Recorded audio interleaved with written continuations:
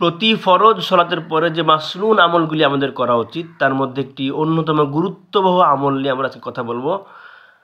আবু হুরায়রা রাদিয়াল্লাহু আনহু বর্ণনা করেছেন, রাসূলুল্লাহ সাল্লাল্লাহু আলাইহি ওয়াসাল্লাম বলেছেন, মান সাব্বাহাল্লাহ ফি দুবুরি কুল্লি সালাতিন সালাসাতাও ওয়া সালাসিন, যে ব্যক্তি প্রতি ফরজ সালাতের পরে 33 বার সুবহানাল্লাহ বলবে, ওয়া হামিদাল্লাহ সালাসাতাও ওয়া সালাসিন, আলহামদুলিল্লাহ 33 বার পাঠ করবে, ওয়া কাব্বারাল্লাহ সালাসাতাও ওয়া সালাসিন, আল্লাহু আকবার 33 বার পাঠ করবে।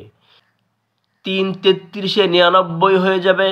আরেকবার পাঠ করবে, লা ইলাহা ইল্লাল্লাহু ওয়াহদাহু লা শারীকা লাহু লাহুল মুলকু ওয়া লাহুল হামদু ওয়া হুয়া আলা কুল্লি শাইইন কাদির।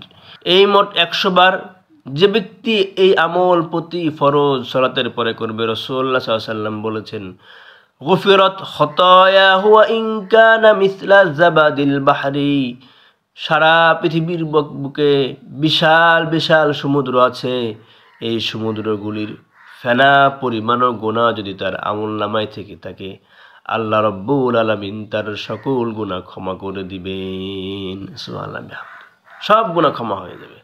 হাদিসটি মুসলিম শরীফে বর্ণিত হয়েছে। এছাড়াও আরও অন্যান্য হাদিস গ্রন্থে এসেছে। মহান রব্বে কারীম এই ছোট আমলটা আমাদের করার তৌফিক দান করেন। আল্লাহুম্মা আমিন।